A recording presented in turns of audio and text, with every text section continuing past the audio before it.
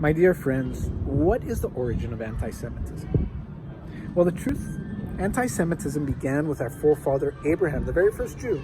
He was described in the Torah, in the Bible, as an Ivri, from the word ever, meaning the other side. All of society was on one side of the spectrum, morally and ethically, and he challenged the norms of society in those days, saying that we need to be more moral and more ethical. So Sodom and Gomorrah, for example, they believed there, what's mine is mine and what's yours is yours. Meaning if you are struggling, if you have less, that's your own fault.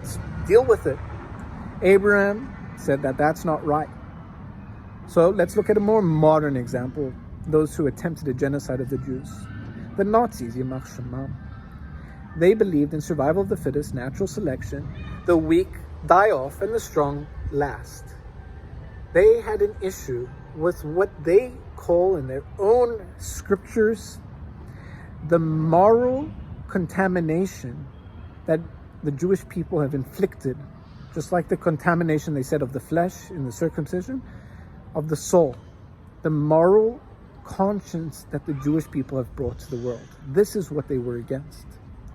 So why do so many people hate the Jews? The same reason they hated them 75 years ago, and the same reason they hated them 3,000 years ago.